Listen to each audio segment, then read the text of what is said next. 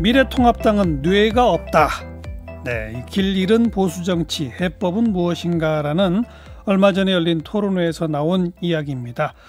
바로 이 토론회를 주최하신 분, 한때 바른미래당 원내대표셨고요. 이번에 삼선고지 앞에서 아쉽게 쓴잔을 맞으셔서 이제 국회의원 임기가 며칠 안 남은 분이죠. 미래통합당 오신환 의원을 오늘 스튜디오에 초대해봤습니다. 어서 오세요. 네, 안녕하세요. 오신환입니다. 예, 선거 어려웠죠? 예, 쉽지 않은 선거였습니다. 예, 뭐 선거가 매번 그렇습니다. 예, 쉬운 선거가 없겠죠. 네, 이번에 특히 어려웠죠. 예, 이번에 뭐 코로나 사태도 있었고요. 예, 그 국민들께서 워낙 그 힘들어하셨기 때문에 선거 운동으로 이게 대민 접촉하기가 쉽지 않았고 또 결과적으로 국민들의 민심을 잘 읽지 못해서 참패했던 결과가 나왔는데 뭐 그 과정들이 어려운 선거였습니다. 예. 네.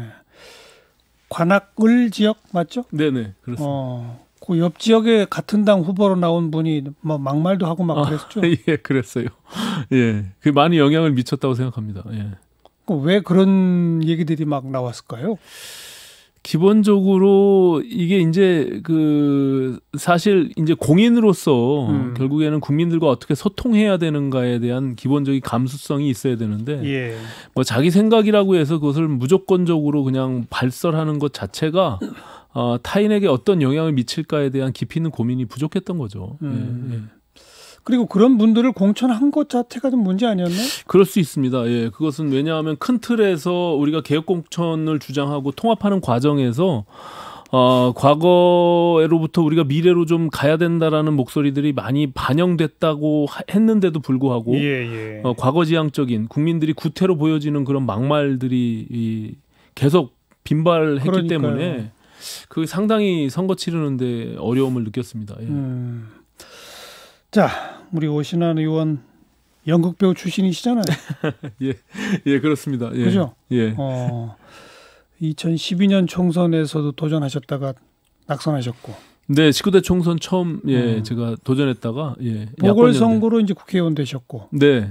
보궐선거 2015년도에 맞아요. 제가 1년짜리 국회의원을 그렇죠. 19대 때 들어왔습니다. 하셨고 16대 이제 또 승리하셔서 재선이지만 국회의원은 5년. 그렇습니다. 예, 국회의원을 제가 굉장히 오래 한 것처럼 많은 주민들이 생각을 해요. 특히 관악에선 제가 6번 선거를 치렀거든요. 맞아요. 예, 그래서 구의원 뭐 여기부터 도전하셨던 제가 서울시의원을 했습니다. 광역의원. 맞아요. 남성 최연소 서울시의원이 당선돼서 2006년도부터 시작을 했는데요. 어느덧 한 15년 정도 지났고 6번의 선거를 치렀습니다. 예. 그런데 아무튼 국회의원은 5년 하셨어요. 근데 그 5년 사이에 대통령 탄핵이 있었고 그러는 과정에 이제 탈당도 하셨고 좀 새로운 보수 정당을 표방해서 운동도 펼치시다가 결국은 이제 안 되고 다시 미래통합당으로 가셨고 네, 그렇습니다. 그리고 미래통합당을 조금 변화시켜 보려고 했는데 안 변했고 그 결과 낙선했고 예. 뭐 짧지만 파란만장한 정치를 경험하셨는데 그렇습니다. 예. 제가 뭐 당선되고 이제 20대 국회에 들어와서 바로 탄핵이 있었고요. 또 탈당, 지금 말씀하신 대로. 그리고 그 과정에서 또 20대 국회에 가장 깊은 인상을 남긴 패스트트랙 과정이 있었습니다. 그래서 이게 뭐 여야가 강력하게 대처하는 그런 상황 속에 한 중심에 있었기 때문에 저로서는 굉장히 다양한 파란만장한 일이 있었던 것처럼 느껴집니다. 결과적으로는 근데 대한민국 전체의 시각에서 보면 조금 중도 보수라고 할까? 저요? 예, 그런 길을 걸어보고자 한 5년 아니었나요? 그것을 어떻게 명명하는지가 중요할 수도 있는데요.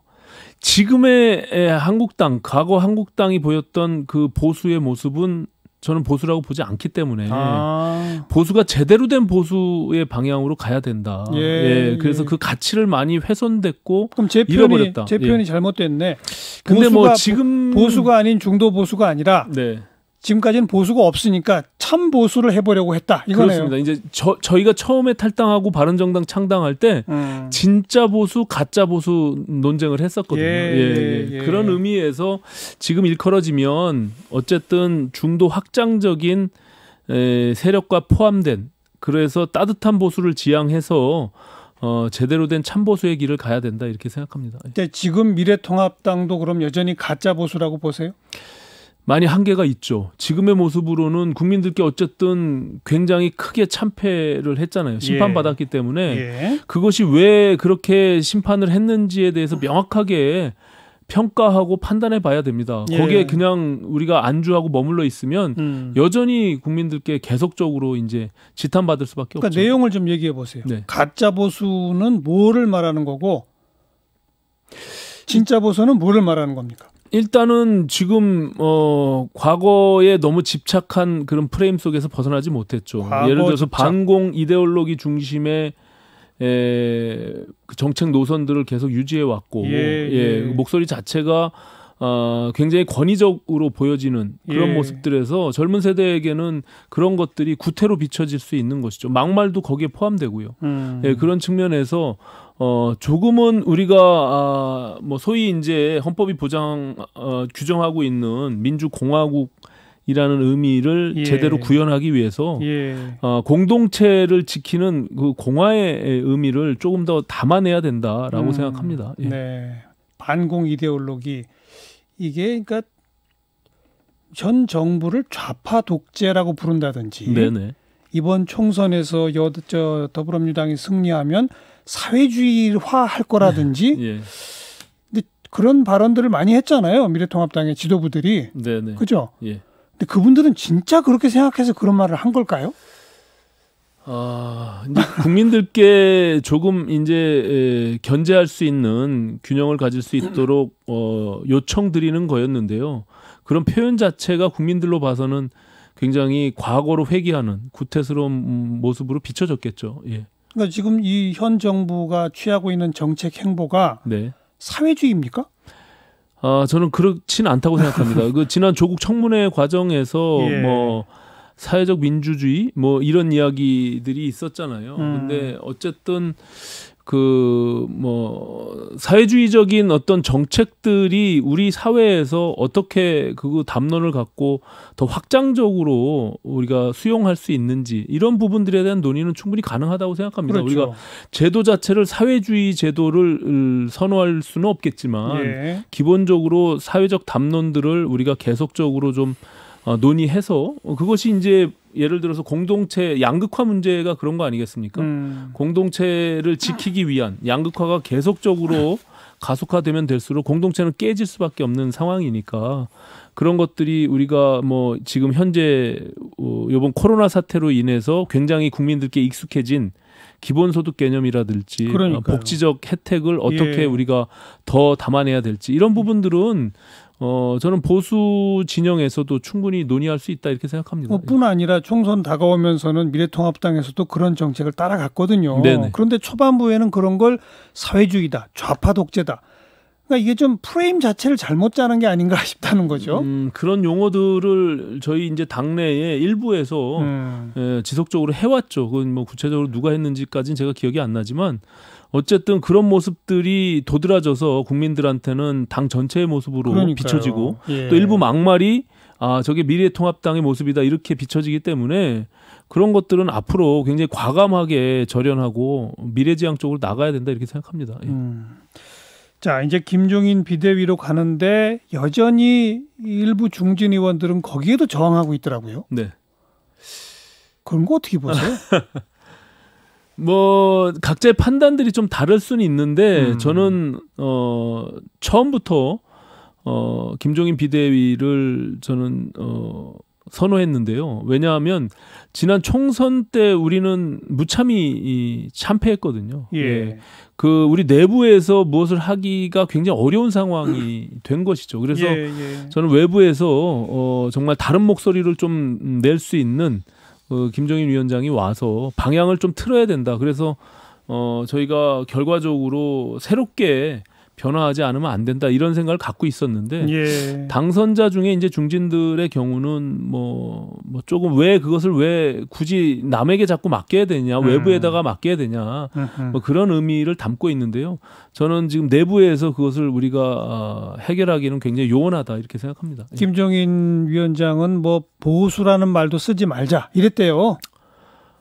그게 뭐 영국의 보수당조차도 뭐 우리 보수당은 뭐 보수를 지향한다 이런 것이 없는 걸로 알고 있거든요. 그러니까 자기를 규정함에 있어서 그 용어가 중요한 것이 아니라 예. 보수가 갖고 있는 그 가치들을 어떻게 정책적으로 녹여내서 국민들이 저 당은 보수를 지향하고 있구나 이렇게 판단하면 되는 건데 지금 보수라는 용어 자체가 굉장히 과거에 구태스러운 이미지와 중첩돼 있거든요. 그래서 그것을 좀 탈피하고 좀 중도 확장적으로 우리가 나아가기 위해서는 그런 걸림돌들을 좀 제거할 필요가 있지 않냐. 예, 저는 그렇게 보고 있습니다. 근데 이제 바로 그런 걸림돌이라고 표현한 구태적 보수. 네. 그게 일부 극우 인사 내지는 극우 유튜버 이렇게 상징화되잖아요. 네네. 그리고 좀 뭐랄까요, 언론이나 여론상에 과잉 표출된단 말이에요. 이번에 투표 결과를 놓고 보면 결국은 태극기 부대의 본산을 자처한 정당들이 3% 득표를 못 넘겼잖아요. 그렇습니다. 예, 그죠? 예. 저희 지역도 마찬가지고요. 그러니까 전부 과잉 표출된 거 아니에요? 그렇습니다. 이제 원래 이것이 극단화될수록 목소리가 커질 수밖에 없고 그것을 굉장히 많이 큰 것으로 오인하고 접하게 되는데요. 저는 지금 말씀하신 대로 이번 선거 결과에서 봤듯이 그것은 우리가 좀 과감할 필요가 있다. 그래서 지금 너무 편향돼 있는 극대화돼 있는 그 보수 유튜버들의 목소리들을 당에서 그건 유튜버는 유튜버의 역할을 하는 것이지 정치 우리 공당인 정당 안으로 들어올 필요는 전혀 없다고 생각하거든요. 이제 그런 것들을 어떻게 이제 극복해 나갈지 이 부분도 김종인 비대위의 과제다 저는 이렇게 생각합니다. 예. 비대위 구성은 어떻게 하는 게 좋겠어요? 지금 뭐 30, 40대 젊은 층을 어떻게 한다 뭐 설만 자꾸 나오는데 오신환 의원 생각은 어떻습니까? 저는 이제 두 가지 측면에서 우리 당이 좀 변해야 되는데요. 그건 메신저와 메시지라고 생각합니다. 그런 측면에서 메신저는 지금 김종인 비대위원장이 메신저가 될 수는 없거든요. 그 과정 속에서 새로운 메신저를 만들어내기 위한 하나의 과도기라고 보고요. 메시지 같은 경우는 기본적으로 김종인 비대위에서 만들어낼 수 있겠죠. 지금 과거에 구태한 그 보수 진영의 모습을 탈피하고 새로운 확장적 방향 속에서의 메시지는 반드시 만들어내야 됩니다. 그것이 이제 정책이나 대한정당으로서 합리적인 구체성을 담은 그런 메시지가 나와야 된다. 그러니까 반대만을 위한 반대가 아니라 조금은 합리적이고 대안을 만들어내는 그런 보수정당의 모습으로 나아가야 된다 이렇게 생각합니다. 그런데 김종인 위원장 말고 눈에 띄는 메신저가 지금 있나요? 저는 뭐 현재로서는 뭐 크게 눈에 띄는 사람이 없는데요. 저는 뭐 그 과정 속에서 또 분명히 국민들이 요구하는 그런 메신저가 나올 수 있다 이렇게 생각하고요. 저는 기대하고 있습니다. 예. 그것이 이제 세대 교체와 더불어서 함께 만들어져야 된다 이렇게 생각합니다. 그걸 만들어내는 게 이제 김종인 비대위의 역할, 과제가 되겠죠? 저는 이제 한편 이런 생각을 했습니다. 제가 여러 당선인들하고도 얘기를 했는데 예를 들어 민주당의 경우는 정말 무명의 국민들이 잘 알지 못하는 인물들도 선거를 통해서 다선 의원들을 그 지역에 보내서 승리함으로 인해서 스타로 만들어내잖아요. 맞아요. 보수 진영은 사람을 키울 줄 모른다. 그리고 정말 스토리가 있는 사람조차도 그것을 잘 쓰지 못하는 그런 한계가 있거든요. 저는 뭐 부산의 그 김미애 당선인 같은 경우, 그 삶 속에서 스토리가 충분한데도 불구하고 당이 그런 부분들을 좀 활용했으면 좋겠다. 여공 출신으로 변호사 되시고 아이 입양해서 키우는 그런 당선인이죠. 그 인터뷰 자체가 국민들께 굉장히 큰 감동을 주고 그 당선인 자체가 살아온 삶이 이 내용을 얘기하고 있잖아요. 그래서 그런 부분들을 당의 모습으로 자꾸 이렇게 치환시켜서 만들어낼 때 당의 이미지가 개선될 수 있는 거 아니겠습니까? 근데 그런 역할들을 참 못한다는 게 좀 아쉽죠. 요즘은 김종인 위원장이 이제 그런 발언을 구체적으로 안 합니다만은 얼마 전에 몇 가지 원칙을 천명하면서 홍준표, 유승민 한번 나왔던 사람들 이미 다 물 건너갔다. 아주 단정적인 표현을 썼어요. 그런데 홍준표 당선인도 그렇고 유승민 의원도 그렇고 다음 대선은 나의 마지막 도전이다라는 뜻을 아주 공개적으로 표명하고 있거든요.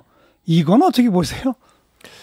뭐 한 번 출마를 했기 때문에 국민들께 이제 익숙한 정치인이고 두 분 다 대선에 출마했던 분이잖아요. 근데 어쨌든 이제 다음 내후년의 대선의 주자로서 한 인물로 볼 수는 있겠죠. 근데 그분 중에서 둘 중에 누군가가 우리 미래통합당의 대선 후보가 된다라고 장담할 수는 없겠죠. 아까 말씀드린 좀 과감하고 혁신적인 새로운 인물들이 나와서 그 역할을 대신할 수도 있다, 저는 이렇게 생각합니다. 네, 홍준표, 유승민 두 사람한테 기회조차 박탈할 수는 없다. 그렇죠. 물론 이제 본인들이 희망하는 것들에 대해서 그것을 하지 마라 할 수 있는 건 아니니까. 그 국민들이 결국에는 보고 판단할 것이고요. 당원들이 이번에는 이렇게 변화된 정당 안에서 어떻게 우리가 나아가야 정권을 우리가 창출할 수 있을지 이 부분에 대한 깊이 있는 고민이 있어야 된다, 이렇게 생각합니다. 뭐 비대위가 결정한 사안이긴 합니다만은 홍준표, 김태호 뭐 등등 그 무소속 당선인들 어떻게 해야 됩니까? 저는 뭐 지금 당장은 아니다 생각하고요. 특히 지난 미래통합당이 참패한 원인 중에 하나가 미래지향적이지도 않았지만 그 비호감도가 높았다는 것이거든요. 그런 측면에서 정치인들이 그 부분에 대해서 깊이 있게 성찰해 봐야 된다고 생각합니다. 특히 홍준표 의원의 경우는 본인이 하고 싶은 말들에 대해서 과감하고 추진력 있어 보일진 모르지만 국민들이 갖고 있는 비호감도가 굉장히 또 있거든요. 그렇죠. 그런 측면들을 어떻게 개선해 나갈지 그것은 본인의 숙제라고 생각합니다. 그런 부분들을 제거하지 않고 당에 들어왔을 때 당이 갖는 또 데미지도 있잖아요. 그렇죠. 그러니까 그것은 굉장히 신중해야 된다고 생각합니다. 그 비호감도 홍준표 의원에 대한 핵심이 뭐예요? 거기도 뭐 거친 막말 아니겠습니까? 국민들이 제가 이번 선거 치르면서도 정말로 과거에는 선거 때 선거 때만 나타나지 말고 늘 평소에도 잘해라 이런 말들 많이 하셨는데 이번에는 좀 국회 가서 막말하지 말아라 뭐 이런 말들 굉장히 많이 했습니다. 이게 거기에 대한 스트레스가 굉장하신 거죠, 국민들은. 앞으로 계획이 어떻게 되십니까? 뭐 사회적 거리두기 하듯이 저도 좀 정치권에 약간 거리를 두고요. 그동안 만나지 못했던 다양한 인물들 좀 만나고 싶고요. 제가 뭐 정치를 하면서 과거에 편했던 인물들이 한정돼서 만나게 되니까 제 인식도 굉장히 좀 편협해질 수가 있거든요. 그래서 좀 다양한 사람들 만나서 대화도 하고요. 그러면서 진지하게 고민해 보려고 합니다. 알겠습니다. 오늘 여기까지 오신환 의원 고맙습니다. 감사합니다.